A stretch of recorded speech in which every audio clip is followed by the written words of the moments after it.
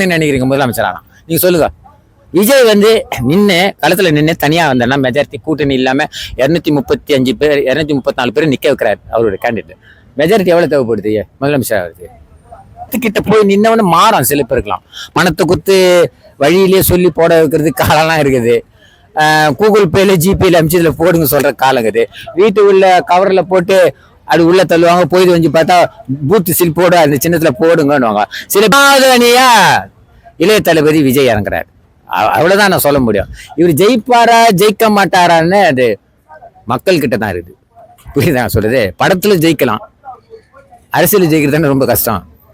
அது எப்படி ஜெயிப்பீங்க சொல்லுங்க. 2026ல யார் ஆட்சி வரணும்னு நீங்க நினைக்கிறீங்க? என்னோட அனுபவத்துல சொல்றேன்.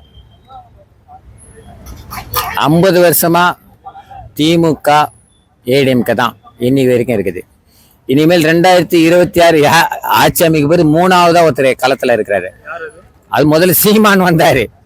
நான் சொல்றதுக்கு அவசரப்படாதீங்க. நீங்க எதுக்கு அவசரப்படுறீங்க? நீங்க யார சொல்ல வரீங்கன்னு எனக்கு தெரியும்.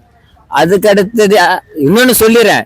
எம்ஜிஆர் மறைவுக்கு பிறகுதான் ரொம்ப பேர் அரசியல் இதுவே வந்தது. அவர் மறைஞ்ச பிறகு சிவாஜி கணேசன் அரசியல் ஆரம்பிச்சாரு. அவர் காணாம போயிட்டார். புரியுதா? அவர் உள்ளவே சட்டசபைக்கு போக முடியல.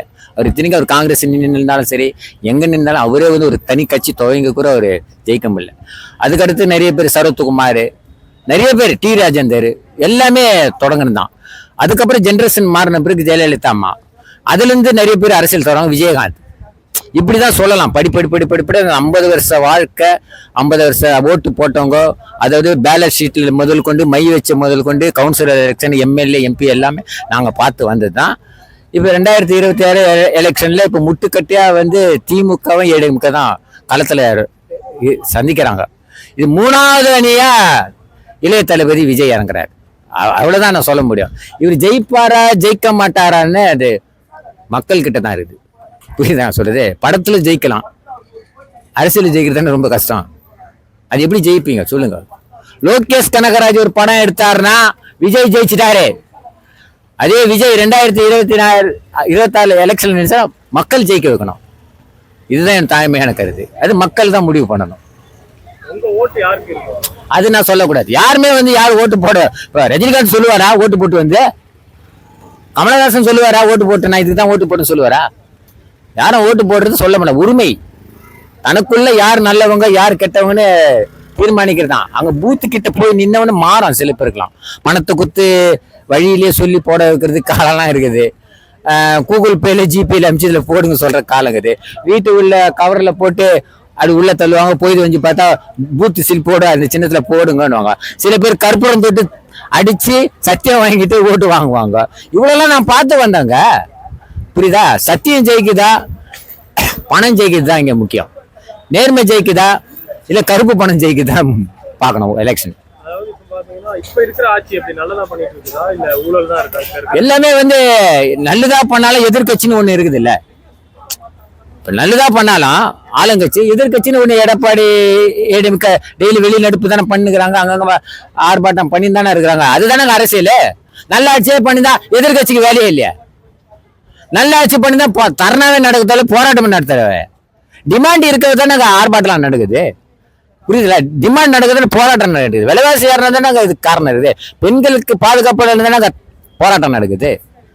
அதானே அரசியல். அதாவது இப்போ ஏடிஎம்கேயும் பிஜேபியும் கூட்டணி வச்சிருக்கு. திமுக யாரோட கூட்டணி வைக்க நினைக்கிறீங்க? இல்ல இது நீங்க சொல்றது ஒரு முக தவறு. இது நம்ம சுயநலுக்கு ஏற்ற மாதிரி சூழ்ச்சிக்கு தகுந்த மாதிரி அரசியல் மாற்றம் தான். இதே பிஜேபி வந்து டிஎம்கே கூட கூட்டணி இருந்ததே வாஜ்பாய் கூட. புரியுதா? அதெல்லாம் ஒரு பெரிய விஷயம் கிடையாது. என்னைக்குமே மத்திய அரசு கிட்ட வந்து நம்ம கெட்டியமா பூச்சி வச்சுக்கணும். ஏன்னா ஃபண்டு ரிலீஃப் பண்றது அவங்க தான். ஒரு வெள்ள நிவாரணி, ஒரு தார் ரோடு போடணும், ஒரு லைட்டு போடணும், ஒரு ஹைவேஸ் ரோடு போடணும், யாருக்கிட்ட போய் நீ பணம் கேட்ப? ஜெயிச்சு அங்கதானே போய் கேட்கணும். ஒரு வெள்ள நிவாரணி ஒரு பொங்கல் அட்வான்ஸ் கொடுக்கணும், யாருக்கிட்ட நீ போய் பணம் பாக்கெட்ல இருந்தா கொடுப்ப? மத்திய அரசு கவர்மெண்ட் உதவி வேணும், தேவைப்படாது. எப்ப அது யாரா இருந்தாலும் சரி, காங்கிரஸ் இருந்தாலும் சரி, பிஜேபி இருந்தாலும் சரி, வேற எந்த கட்சி இருந்தாலும் சரி, மத்திய அரசுல அட்ஜஸ்ட் பண்ணி போனாதான் இங்க நடக்க முடியும்.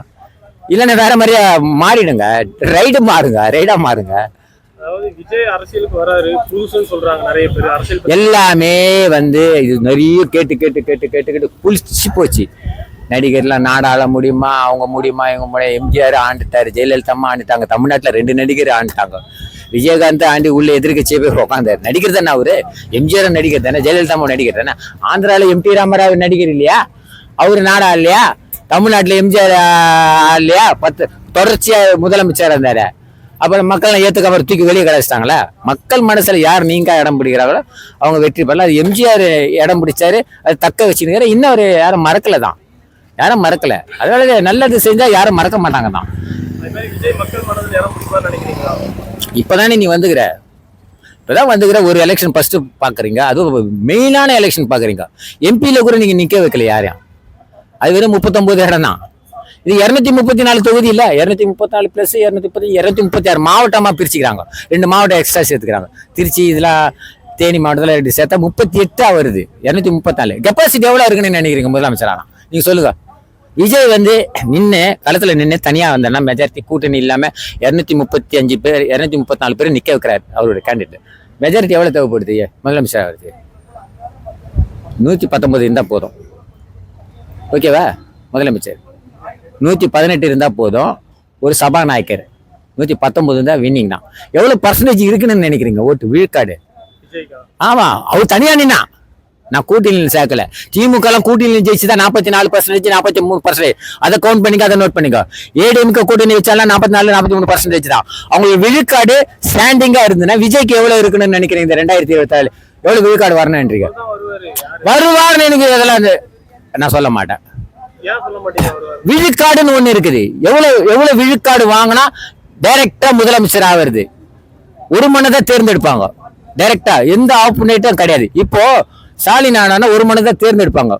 எம்எல்ஏ சரி, கழக பொதுச் செயலாளர், நிரந்தர முதலமைச்சர் போஸ்டர் எடுப்பாங்க. நான் பாத்துக்கிறேன். அதுக்கு துணை முதலமைச்சர் யாருன்னு முன்கூட்டியே எல்லாம் பேசி வச்சுட்டு எதிர்ப்பு இருக்காது, எதிர்ப்பு அலை இருக்காது. நான் சொல்றது புரியுதா? எனக்கு அடுத்தது இவர் தான் துணை முதல்வர்னா முடிஞ்சு போச்சு. அது மாதிரி விஜய் வந்து தனியா நின்னார்னா எவ்வளவு விழுக்காடு வாங்கணும் நான் சொல்றேன்.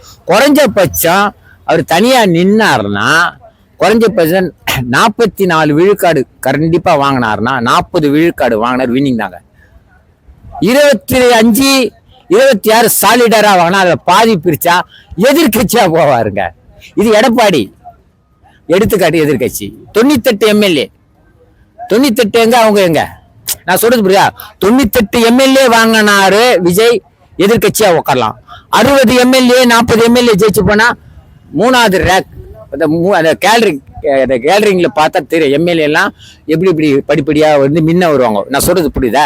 அது மாரி வரும். இது நான் சொல்லல, அனுபவத்துல சொல்றேன். இது உண்மை 100%. ஃபுல் மெஜாரிட்டி வரனா எத்தனை விழுக்காடு வாங்கணும்?